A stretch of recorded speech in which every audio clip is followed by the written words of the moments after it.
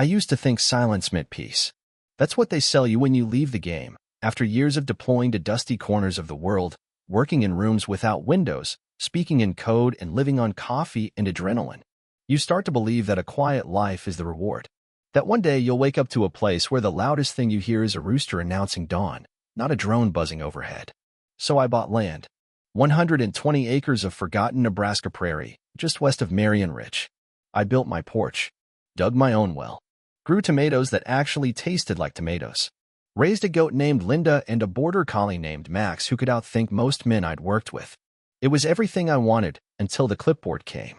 Not a call, not a knock, just a laminated notice zip-tied to my fence like a warning shot. Property under review, Marion Ridge Compliance Initiative. Simmons Valley HOA. I didn't live in Simmons Valley. I wasn't part of an HOA.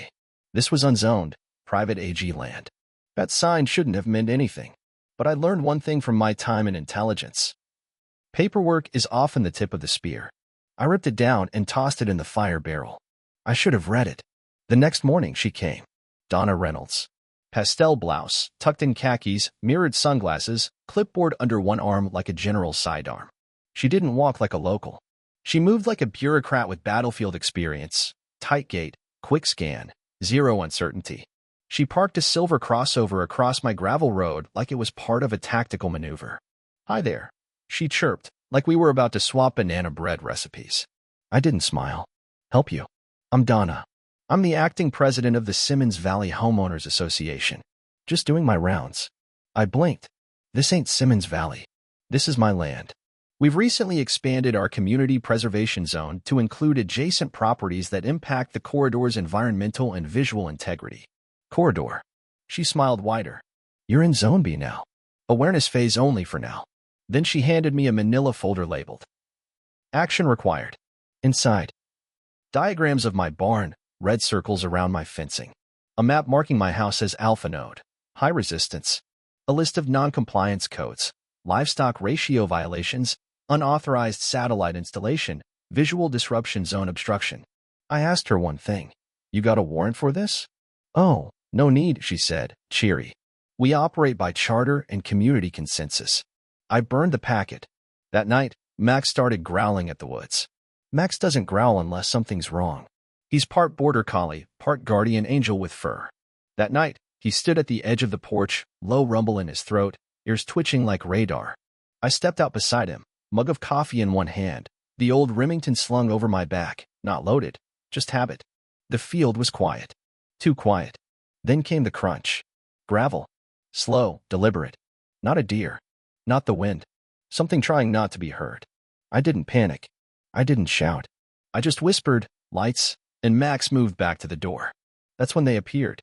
3 men in khaki vests, carrying clipboards, walking the fence line like it was a military operation. One had a flashlight but kept it low. Another was speaking into a shoulder mic like he was calling in coordinates. Their vests had iron-on patches. HOA Patrol Unit. The absurdity would have made me laugh if it didn't piss me off first. I stepped off the porch. They froze like deer caught mid-lie. "Something I can help you with?" I asked. One of them cleared his throat, voice shaky. "We're conducting a compliance sweep under community enforcement guidelines." I walked closer. "Got a badge. We operate under the Simmons Valley Preservation Charter." "Yeah? Well, I operate under the Callahan land patent, which says you're trespassing." They hesitated. One reached for a clipboard, another stepped back. "You want to quote policy, do it from the road," I said. "You step past this fence again, it won't be me you're dealing with." They left, but not before one of them dropped something. A clipboard. Inside, maps, names, routes, red X's over multiple properties. Mine was marked Alpha Node, high resistance, phase 2 recommended. That's when I knew this wasn't about code violations. This was strategic. So I called someone who owed me a beer. Langston. He used to be military police before becoming sheriff in Marion County. I met him years ago on a joint task force in Kabul. Now he wore a badge and drove a pickup with more guns than stickers. He showed up the next morning, examined the clipboard. "This is organized," he muttered. "You sure they're not just HOA whack jobs? Karen types don't usually run patrols with code names." He flipped to the back. "Your place is labeled as primary resistance node." "I saw that too," I said. "So what now?" He sighed. I'll dig. See if the Simmons Valley group has any real registration. He paused. But Callahan, this feels bigger than some bored suburban tyrant. I nodded. I already knew. The next night, they came again. But this time, they didn't knock. They moved like shadows. 5 of them. Walkie-talkies. Headlamps. Clipboards. All dressed like tactical cosplayers who bought their gear at a surplus store and their authority from a Facebook group. One of them crouched by Linda's enclosure. Bad move. Linda is territorial. And she's a goat with horns like pickaxes. When he leaned in too close, she rammed him so hard he flipped over the trough and landed flat on his back. The guy screamed. The others froze. That's when I hit the switch. For floodlights burst on like a stadium. Motion alarms shrieked. A siren buried in the barn roof howled like a banshee. One guy dropped to the ground. Another dove behind the tractor. Linda bleated like she was announcing Judgment Day. I stepped onto the porch, coffee in hand. Calm as Sunday morning. Good morning, gentlemen, I called out. You boys got a reason for trespassing or just out here birdwatching with clipboards? Clipboard guy stood, straightened his vest. We're acting under Emergency Compliance Code 7A. I blinked. Did you pull that out of a Dr. Seuss book?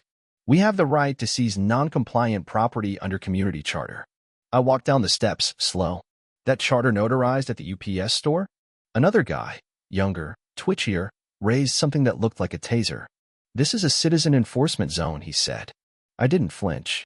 And this is private land protected by the Constitution. Then a headlights. Red and blue. Slow roll. Gravel cracking. Langston. His cruiser pulled in like a divine answer to a dumb question. He stepped out, hand near his belt, squinting into the chaos. What in God's name am I looking at? He asked. HOA SWAT team, I said. Opening act. Langston shook his head. Clipboards down. Now, one of the cosplay commandos actually muttered, we're under civilian jurisdiction enforcement clause. Langston ripped a patch off his vest. This says Tier 2 compliance officer. You're lucky it doesn't say assistant to the regional manager. He held up a homemade binder labeled Simmons Valley Compliance Authority, Internal Codex. Inside. Lamination. Color-coded charts. Violation classes. Class 1. Fence misalignment. Class 2. Unauthorized livestock activity. Class 3. Hostile resident behavior. Langston snapped the book shut. I've seen cults with fewer rules. Then he found the list. A spreadsheet. Names. Notes. Tags like obstructionist and pending relocation. Mine was in red. High threat, autonomous, strategic influence risk. Langston looked at me. This ain't just an HOA. I nodded. It's a beta test. There's a kind of silence that means peace. And then there's the kind that comes right before the storm. For the next 48 hours, nothing happened. No clipboards. No vests. No goats rammed. Just silence. But it wasn't peace. It was something else. The calm before the next phase. I woke up on the third morning to find a drone hovering over my barn. Black, unmarked, camera lens blinking like it was watching me blink back. I tracked it through binoculars as it circled twice, then zipped into the trees like it had somewhere to report to. When I walked out to the north fence that afternoon, I found it. A circle, burned into the grass. Perfectly symmetrical. 2 slash lines through the middle like an X. It wasn't just a warning. It was a mark. A designation. Later that night, a flyer appeared in every mailbox from Route 17 to Marion Ridge. On the front, a grainy black and white photo of my barn, taken from above. Under it, bold letters. Zone B, non-compliant, high risk. Then came the bullet points. Unauthorized fencing configuration. Livestock activity exceeding sustainable metrics. Documented verbal hostility to enforcement. Repeated failure to submit to community standards. At the bottom, residents are advised to avoid unsanctioned contact. Subject is currently under Tier 3 classification. The next day, I walked into town for feed. The guy at the counter, Tom, the same one who used to hand Max treats, barely looked me in the eye. Didn't speak. Didn't even say thank you. I noticed the price on chicken wire had jumped, just for me. At the gas station, the teenager who used to joke about Max's bandana took one look at me and walked out. They weren't just labeling me. They were isolating me. And it was working. That weekend, the rally happened. I didn't know what it was at first. Just saw cars lining up down Ridge Drive like a barbecue was happening. But there were no lawn chairs, no music, no burgers on the grill. Just Donna. standing behind a fold-out table with a poster board that read, Emergency Compliance Briefing, Tier 3 Response. No mic, just her voice. She held up the flyer with my barn's photo on it and declared, This resident has refused compliance for 3 consecutive review cycles. He has threatened officers, rejected dialogue, and undermined reintegration efforts. She pointed across the street. At me. He thinks he's above the law. I stood there, not hiding, just watching. But no one is above the law. Not in Marion Ridge. Someone clapped. Then another. Soon, a third of the crowd was nodding. Some wore HOA-branded safety vests. Others had laminated badges around their necks like event passes. I recognized some of them. People who'd eaten ribs in my backyard last 4th of July. One of them had helped me build a chicken coop. Now they were staring at me like I was infected. Donna finished her speech with a declaration. Effective immediately, the HOA is initiating a community isolation protocol. No contact, no assistance, no engagement. We are not at war. We are enforcing peace. They applauded, and I realized this wasn't just a power play anymore. It was ideology. That night, a laminated notice appeared on my front gate. No envelope, no postage, just tape and certainty. Resident classification, Tier 3, critical non-compliant. Required actions. Remove livestock. Paint barn neutral gray. Attend re-education seminar. Submit written apology to the compliance board. Seminar location, Donna Reynolds Garage. Title, Silent Fences, How Your Property Speaks for You. I nearly choked. They'd turned bureaucracy into religion. I pulled the flyers down, burned them like kindling. But inside I was rattled. This wasn't just harassment anymore. It was psychological warfare. The next blow came when Max got hurt. He didn't come when I called for feeding. I found him behind the ATV, paw bleeding, shaking. When I touched it, he yelped. I checked the barn. There, under the straw, broken glass. Deliberately placed. Green shards, beer bottle edges arranged like caltrops. I didn't yell. I didn't scream. I just picked Max up and whispered, It's okay. I got you. Then I called Langston. He showed up in under 30 minutes. Took samples. Checked the fence cams. Who knew where you stored these trail cams? He asked. Only one person, I said. Donna. He nodded. She's not posturing anymore. That night, I didn't sleep. I waited. At 4:12 a.m., the drone came back, different model. Sleeker. Faster. It buzzed the barn roof, dipped low, and vanished west. 15 minutes later, I saw a movement on the thermal cam. 3 bodies, low to the ground, creeping in formation toward my porch. No headlights. No vehicle. No sounds. But 2 of them had rifles. Real ones. I didn't panic. I activated the failsafe. Steel barriers rose from the gravel like a dragon's spine. Strobe lights flashed red and white, calibrated to disorient. Hidden flood beams triggered, blinding arcs of light bouncing off the barn. One guy raised his rifle. Wrong move. Flashbangs detonated. No shrapnel. Just pressure. Enough to reset a brain. They dropped, rifles clattering into dirt. I moved fast. Flanked. Tackled the twitchy one. Drove him into the gravel. Another turned to run, but didn't, because Langston had arrived. No sirens. Just headlights and a sidearm drawn. Weapons down, he said, calm as a judge. Now, 7 people were arrested that night. All wearing vests. All armed. One of them, quiet, almost serene, looked at me through the bars of the cruiser and said, Phase 4 isn't about you. You're not the enemy. You're the prototype. Then he smiled, and they drove away. The folder arrived with no fanfare. Just a thud in the mailbox. No return address. Manila, thick, creased at the edges like it had been handled too much by too many hands. Taped to the front was a sticky note. You think this is about goats? Donna. Inside, memos, emails, meeting summaries. All stamped. All signed. And at the top, OPRM, Operational Rural Management, Phase 2 Implementation. I didn't recognize the formatting because it was messy. I recognized it because I'd helped write it. 12 years ago, I'd worked for an interagency task force tasked with developing civilian stabilization protocols in post-conflict zones. In theory, it was about helping local communities re-establish order after disaster or war. But in practice, it was about control. I wrote a report, just one, outlined how rural regions often resisted external influence. Suggested ways to reshape resistance patterns through soft tactics. Change the signage. Alter the narrative. Redefine noncompliance as disorder. They filed it away. Or so I thought. But here it was, repurposed, relabeled, and rolled out in Nebraska. The whole HOA nightmare wasn't just a local power grab. It was a pilot test. Langston came over that afternoon. He didn't say much. Just looked at the folder as I spread it out on the kitchen table. He flipped page after page. Government seals. Training documents. A multi-phase strategy.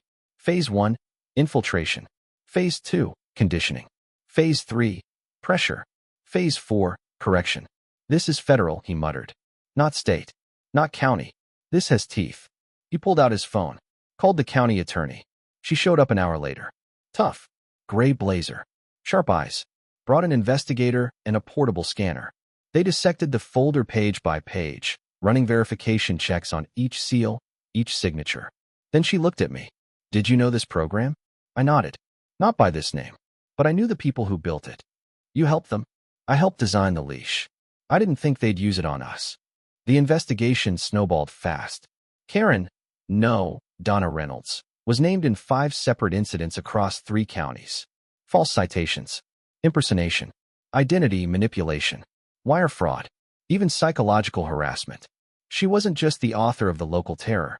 She was the test pilot for a broader system. They issued a warrant the next morning. Langston rolled up with 2 agents. No theatrics this time. Cruiser parked. Cameras rolling. Body cams on. Donna answered the door with that same smug smile, and the clipboard cradled like a holy book. Do you have a warrant? Langston held it up. You're making a mistake, she said. You first, he replied. They stepped in. What they found changed everything. Behind a false wall in her study, they uncovered a backroom lab. Binders. Maps. Monitor banks. One wall had a whiteboard covered in color-coded names. Mine was under Strategic Disruptor, Prototype Node. Next to it, a printed schedule with the heading, Compliance Simulation Timeline, Beta Midwest Cell. Another wall had 6 labeled binders. Resident Tier Guide, Compliance Scripts, Corrective Language Index, Psychological Reinforcement Tactics, Asset Conversion Model, Phase 3, Strategy Outline. Langston opened one and whistled. They're not testing the waters. They're running a full damn playbook. Inside a locked drawer, they found a group photo. 10 people, all in vests. Donna in the center. Above it, Phase 4 Ground Team, Unit 7. Which meant there were 6 more. The agents bagged everything. Langston looked at me on the way out. You think she was acting alone? No, I said. She was just following the manual. That night, as I sat in my barn office flipping through the last documents, I found one drive, small, unlabeled, but heavy with intent. On it, a single file folder. Callahan. I didn't open it. Not yet. Because once I did, I wouldn't be defending myself anymore. I'd be starting a war. The drive was unlabeled. Just a slick piece of metal, no logo, no sticker, nothing. Like it wanted to be anonymous. Like it didn't want to be found, yet made sure it was. But there was one detail. Scratched into the bottom corner, barely visible under the right light, were 7 letters. Callahan. Not HOA. Not Simmons Valley. Not Donna. Me. I held it in my hand for over an hour. Stared at it like it might blink first. Max lay at my feet, paw wrapped. Quiet. Still, but watching me with those alert eyes that always knew more than they let on. Langston offered to run it through forensics. I said no. If they watched me this long, if they tracked every movement, every breath, every choice, then they deserved to watch me open it. When the screen flashed on, it didn't boot like a flash drive. It loaded like a program. Black background. White text. No interface. Just one logo. OPRM. Operational Rural Management. Strategic Oversight Module, Phase 4. Then it opened. For folders. Phase 1, Infiltration. Phase 2, Conditioning. Phase 3, Pressure. Phase 4, Correction. I clicked the last one, and the world stopped. It started with video footage from my own barn. Night vision. Infrared. Captured conversations. Me feeding the goats. Talking to Max. A phone call with Langston. Every camera I'd installed was mirrored. Then came audio files. Clips of my voice from years ago. Private calls. Briefings from my DC contract days. Behavioral deviation in rural nodes often stems from perceived autonomy. Compliance isn't about force. It's about consensus, manufactured, if necessary. That was me, 10 years ago, when I still believed we were helping, when I still thought soft power meant something less sharp. Then came the kicker. A file labeled Prototype Node, Autonomous Profile, Subject Eli Callahan. Inside, dossiers, activity logs, sleep patterns, emotional response tracking, resistance modeling based on my behavioral traits. They weren't targeting me as a threat. They were using me as a benchmark. I was the variable, the test case, the blueprint. Then the screen went black. A video began to play. Donna Reynolds. But not in uniform. No clipboard. No sunglasses. She sat in a plain room. White walls. Hands folded. She looked straight into the camera and smiled. If you're watching this, you saw the truth. You were never the enemy, Eli. You were the model. You showed us how resistance builds, what it feeds on, how it spreads, and how to silence it. She leaned closer. I didn't start this, but I believe in it. And I believe in you, because you proved it works. Then she smiled again. Goodbye, prototype. The screen cut to black. I sat there, frozen, not in fear, in clarity. Every drone, every flyer, every neighbor who stopped waving, every surveillance tactic, every false raid. It wasn't just to break me. It was to document how I responded. They were writing a playbook for someone else to follow. Langston returned later that night. He found me in the barn, drive still in the port. You opened it, he said. I nodded. How bad? Worse than I thought, I said. I wasn't just part of it. I was the inspiration. I didn't go to the press. I went to the system, filed a federal whistleblower complaint, attached every file, redacted names of neighbors, but not the blueprints. Not the truth. Then I uploaded the video. The internet did what it does best. Exploded. Within 24 hours, OPRM became a trending keyword. Former employees came forward. Contracts surfaced. Oversight hearings were scheduled. Congress wanted answers. DC wanted deniability. Someone even floated the term rural psyop. Donna was indicted again, but this time under federal charges. OPRM was officially dismantled, again. But I knew better. You can delete a program. You can shred the documents. But you can't unteach the methods. These days, things are quiet. The barn stands. Max still limps, but he runs. Neighbors have started waving again, though some still avert their eyes. The flyers are gone. The vests disappeared. But the scars stay. I still check the tree line every morning. And sometimes, just sometimes, a truck slows by the fence and doesn't stop. Max growls. I put the kettle on. There was one last file on that drive. Encrypted. Buried. Took weeks to crack. No body. No signature. Just a subject line. Reassignment. Midwest Beta. Initiated. And coordinates. Not Nebraska. Somewhere flatter. Colder. Because Phase 4 didn't end here. It just moved down the list.